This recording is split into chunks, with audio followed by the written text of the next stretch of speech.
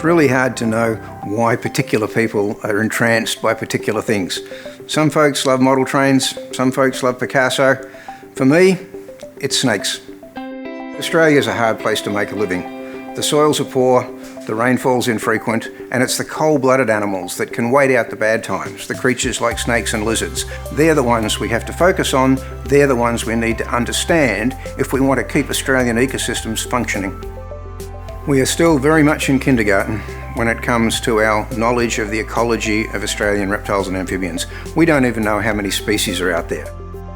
I'd been studying snakes up on the Adelaide River floodplain near Darwin for 20 years, and the toad invasion rolled into my study site. Everyone predicted it would wipe out the snakes that I'd been studying, and I decided I really had to switch across from being a snake biologist to being a toad biologist. When cane toads arrive in an area, huge numbers of large predators are killed because they try to eat the very large toads, and the toads got a very distinctive and very powerful poison. We've shown that if you put small toads in instead, the predators learn rather than being killed, and so they can survive the cane toad onslaught. I think we've found out an enormous amount about Australian reptiles and their ecology, and that's helpful. And at the same time, hopefully we've managed to convince some members of the general public that snakes and animals like this are really worth having around.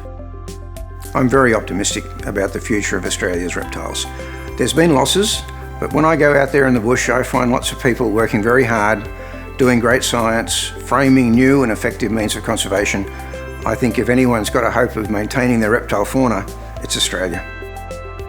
My science doesn't have lots of big machines with flashing lights, and it doesn't have much technical jargon, but I think what it does is show us how we can conserve an absolutely unique resource.